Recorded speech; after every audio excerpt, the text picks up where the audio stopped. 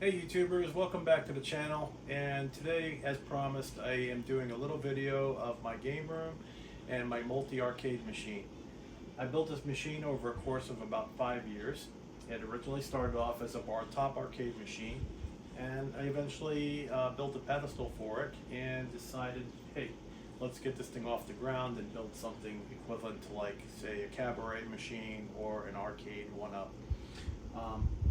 This is kind of like an arcade one-up on steroids. It's got a computer built into it. I think it's got a 4 terabyte hard drive built into it, running Hyperspin, and it has all the vintage arcade machines you can possibly think of. And also it's got a bunch of consoles and pinball, virtual pinball emulators built into it. So with that said, let's go ahead and dive in, and I'll show you what I did and some of the different manufacturers I used to get parts for this machine. So here we go. Stay tuned.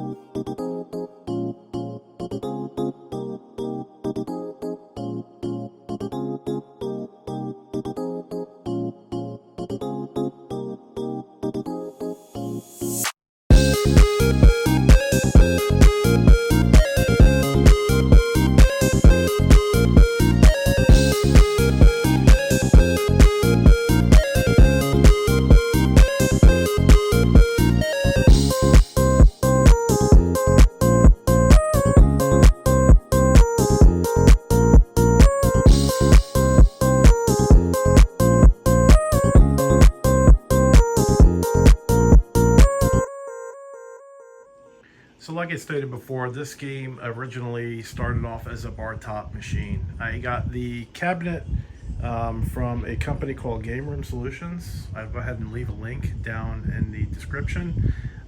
Eventually I'm thinking about building a bigger machine. I originally intended for this to be a bar top, and so I wanted to keep it compact enough to where it wouldn't take up so much space. But I noticed when I have friends over, we're playing 2-player games, that it's just not wide enough. The joysticks and controls are way too close together. This is more of a single player machine, which I may convert it to like a single player machine at some point and have it as a secondary machine. But I do want to build a full-size arcade machine, complete with a trackball and spinner, for future, because I want to have a fully featured machine, and there's games that use trackball that work a lot better when you're using a trackball. I've also incorporated some flipper buttons on either side for pinball games. I think with a bigger screen it would be a little more immersive for pinball purposes as well. I have a Dell computer monitor in here right now. It's an LCD display. It's not great for off-axis viewing. It kind of gets washed out when you're at a certain viewing angle, which I don't like, because sometimes I like playing the game sitting down, and the way the screen is orientated, its position sometimes is not so great for viewing. It kind of gets a little dark if you're not standing up and looking straight at it. But anyhow, I built a pedestal from scratch at a friend of mine's woodworking shop, and I was able to contact Game Room Solutions, and they printed me out some vinyl for the base of it so that I can make it look like one complete machine. I went ahead and applied chrome T-molding to the machine all the way around. I slotted the pedestal so that we can continue that look all the way down. My brother-in-law was nice enough to hook me up with this Bally Midway coin door. It was from a vintage Pac-Man, or a Miss Pac-Man machine. It was in dire need of a restoration, so I went ahead and cleaned it all up, steel wooled all the chrome parts, found a new decal for it. The 25-cent pieces were in nice shape, so I just polished the plastic and cleaned them up as good as I could. Put a new lock and key on it, and I also went ahead and replaced one of the coin doors, because one of the coin mechanisms was missing. I'm sorry, I didn't mean to say coin door, but coin mechanisms. One of the coin mechanisms is an original from a Bally Midway Miss Pac-Man. The other one is one I think I found on eBay or Amazon. I can't remember which. I put new bulbs in it, wired it up. It is wired to the machine, so if you coin this thing up, it will coin up your games. Inside is the Dell computer running the Hyperspin user interface. I also went ahead and added some USB ports in the front to plug in controllers, and I went ahead and got a couple of cheapy Xbox style controllers in red and blue to match the theme of the Player 1 and Player 2 joysticks. So I got a red one, and I also got a blue one for use with the console games, which I find are a much better solution when you're playing console games. Also down at the bottom, I have a little infrared receiver here. The amplifier I have used is an Audio Control miniature amplifier. It has a remote control allowing you full access to EQ features, volume, sub control. There is a subwoofer built into this that is connected to the amplifier, and so you're able to really tweak the sound to your likings. Over here I've got my administrative buttons for use within the Hyperspin menu system. I have an exit button, an enter button, a search button, and a favorites button. So if there's a game I want to add to my favorites list, all I have to do is press that button and it will add it to my favorites. This button here will bring up a search screen, which you can use to do a search for a particular game. I've also added a wireless USB keyboard that has a GlidePad mouse on it for navigating such menus. I got this on Amazon. It was fairly cheap. I think I paid like 20 bucks for this thing. It's rechargeable. It's got a rechargeable battery pack in there, and it's got a little USB dongle so that it can connect to the system. I really like having this as opposed to like a slide out drawer or something like that with a keyboard and mouse. But that's an overview of the front of the machine. Let me flip this thing around and we can show you what's at the back side. And these are just a pair of coaxial pile driver speakers. They are car audio speakers that I managed to pick up. I think I picked these up on Amazon as well. They sound really, really nice. This has a sound system in it that kind of surpasses some home stereo systems. It's also got a jukebox built into the user interface, which is really, really cool. So if I want to listen to music with it, it's really, really good to listen to music with because the sound is really great. Here around the back side of the machine, we have all the electronic components that run the arcade machine. This is the computer that I'm using. It is a Dell, and this machine came pre-built and preloaded from a company called Arcade One. You can find him on YouTube as well. I'll leave a link in the description. He builds a great machine. Oftentimes you'll get machines that like half the games don't work or there's a lot of duplicates. He really takes his time to go ahead and make sure there are no duplicates, and that I would say 98.9% of the games work. Some of them have a little issue working, and I think it's due to my monitor that I have in here. Eventually I want to upgrade this machine, like I stated before, and put a nice monitor in it that would work a lot better with this machine. Down bottom here we have a Definitive Technologies. I believe this is a 10-inch subwoofer. It's a SC4000 Supercube. This I picked up in my line of work. I'm an audio video technician by trade, so we have access to different products that I used to put the audio system together with. This is the audio control amplifier that I put down bottom. It is a 50 by 50 watt amplifier, which is more than adequate to power the speakers up top, and it's very efficient. It's a digital amplifier, so it doesn't get really hot. So that is the inner workings of the machine back here. I'll go ahead and show you the back side of the control panel and show you the wiring I did there. Also around back here, I forgot to show you guys, I have a power switch here that cuts power to the machine with a removable cord. And in here is the compartment that houses the monitor. Speakers are up top here, as you can see. I built a little LED light strip for the marquee, which is in front of the speakers.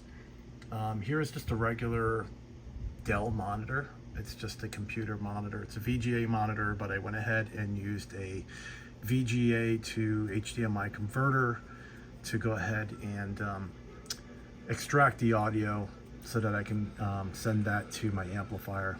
This is an arcade power supply. This was being used at one point to run the Raspberry Pi that was in here, and it also was in here when I had the Pandora's Box machine in here. When I originally built this, it had a Pandora's Box in it, which was great at the time. But as I started doing research and realized there was a lot better options, I went to a Raspberry Pi. Then realized the Raspberry Pi was great for its time, but there was a lot of games that didn't run really well on it. And so I ended up replacing that as well with this computer, which I'm very happy with. This is going to be my solution from here on in. Top in the corner there, we have a surge strip that powers all of the components in the machine. I've got that pigtailed into the switch in the back. So there's no real reason to get into here aside from servicing it. So most often than not, I don't see this part of the cabinet. Over here is an LED controller. I've got that LED controller controls the lights on the marquee, and I've also got lights underneath the machine that kind of glow between the base and the actual bar top.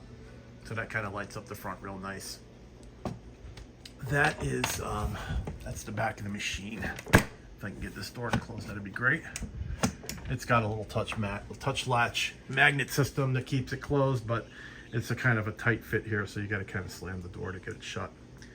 Anyhow, that's the back of the machine.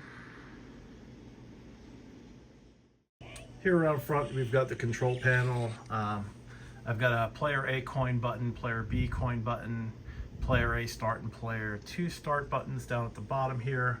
And of course, these are your controls for player A and your controls for player B. These are Ultimark mag sticks. I got these sticks to replace the original ones I had. The original ones I had a gate that can change the joystick to be a 4 or an 8-way joystick, but you had to go down bottom, unscrew a physical piece of plastic, which was a gate that prevented the joystick from going in diagonal directions. You'd have to actually unscrew the plate, move it over, screw it back in, and it was a real pain in the neck. These here you can pull up on and twist, and that changes it from 8-way to 4-way. So when you're playing games like Pac-Man that only require 4 directions, it works perfectly great. Both of these joysticks do the same thing. They're magnetically centered, so they work really, really well. Very clicky. These buttons I got from Game Room Solutions. They work really well. I think I'm gonna actually take these and incorporate them into my next machine as well when I eventually build a bigger machine. This is just a little pop socket here. I use this to hold my game controller cords and kind of dangle my controllers from that. On the underside of this, we have the wiring. Yeah, we have all the wiring in here for the machine itself. Kind of a mess, but that is what it is. I have limited space. And down here, that is my USB controller. It's all of the function buttons and joysticks and coin doors are all wired into that, and then that has a USB output that goes to the computer. It's made by a company called iPac. I believe that's the name of the company. That may be the model name of the product, but that's an iPac USB controller that allows for a 2-player, well actually it allows for a 4-player setup. It's got inputs for a trackball and mouse, and so that's that.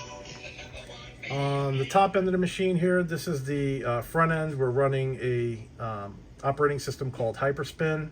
Right now it's in what's called in attract mode. So if you don't use the machine for a bit, it'll go into this attract mode, and it'll kind of randomly spin the wheel to different systems, play a brief video of the game that it ends up landing on. Once that video is over, it will go ahead and spin the wheel again and land on a random game emulator or a particular game that's built into the machine. So at the right hand side, you'll notice here's the different systems that you can select. Each one of these systems has they're not complete collections, but they're all of the good games that you'd ever want to have from any one of these different gaming systems, including handheld machines that as you can see here, this is Nintendo DS. You've got Nintendo 3DS, Super Nintendo. You've got some homebrewed, hacked games.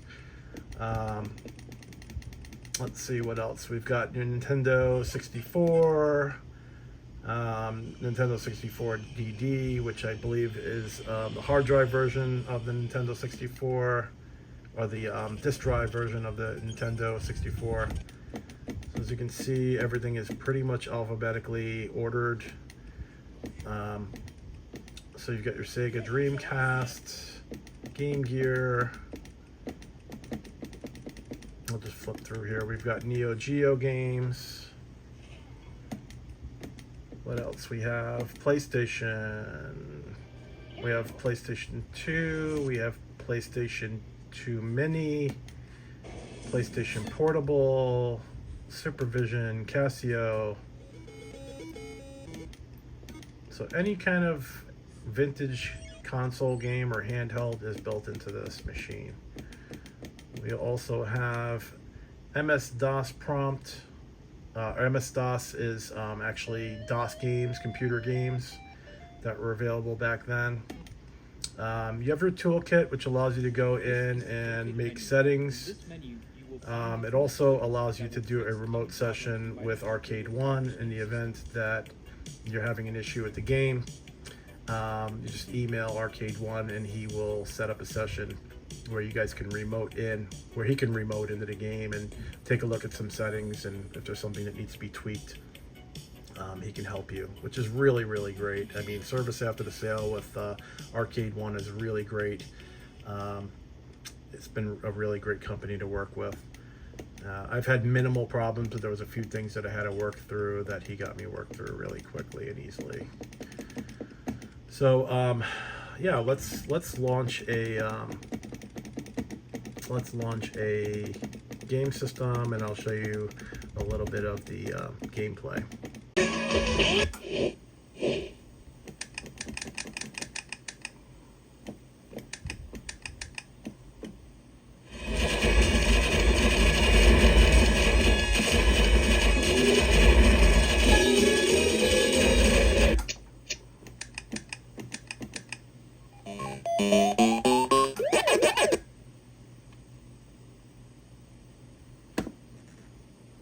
Figure I'll play a game that utilizes one hand, so this way I'm not like holding camera and trying to do everything at once. So I'm gonna coin it up.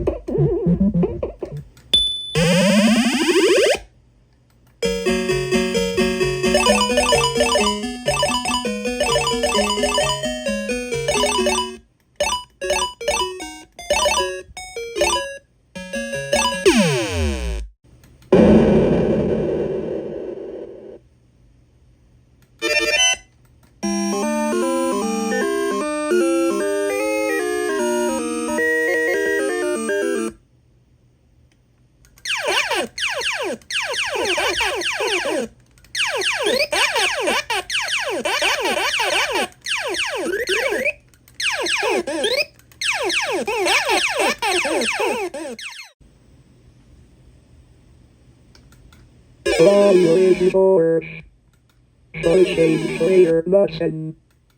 Priority for Preparing yourself for evaluation. Space audit.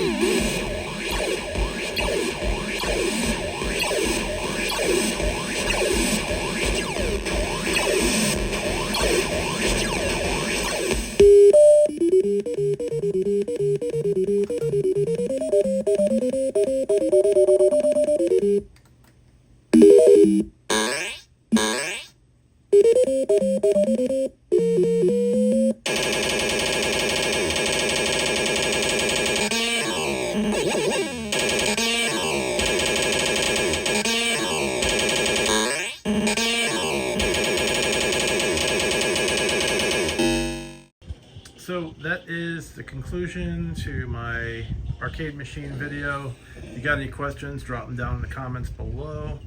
And I will end up doing another video outlining my miniature arcade collection. I've got a bunch of Numbskull toys, arcades, those are quarter scale. I've got a bunch of New Wave Toys machines, which are 6th scale arcade machines. And then you get these little mini micro arcade machines, which are also keychains. I thought that would be pretty cool just to collect a few of them. As you can see up top, I've got a couple of more Numbskull games, including the Burger Time I just picked up.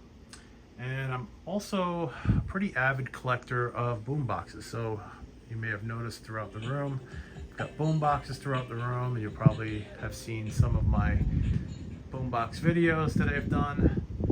These are, I forget who makes these. These are My Arcades. These are My Arcades. These are some My Arcade Deluxe machines. Also have a Candy Cab. This is a Taito machine, which is really cool. One day I'll do a video on that. This SNK machine over there. Also, both of those games also have HDMI outputs on them, so they double as a game console. Up here I've got a couple more boom boxes, and yeah. So this is my little game room. This is what I got going on here. This is where I like to wind down after a hard day's work and play some games or do a little DJing. I am a hobbyist DJ, so I have some DJ equipment over here. And running Serato with a Roland controller, which also doubles as a drum machine. And I've got these Rain 12 controllers, because back in the day when I DJ'd and gigged, I was using vinyl records. So these closely resemble a vinyl turntable in the sense that it has a vinyl slip disc that you can use to manipulate MP3 files, but we'll go over that in another video. All in all, I hope you enjoyed it, and if you did, please leave a like, subscribe, all that good stuff. And until next time, we'll see you on the next one. Have a good one.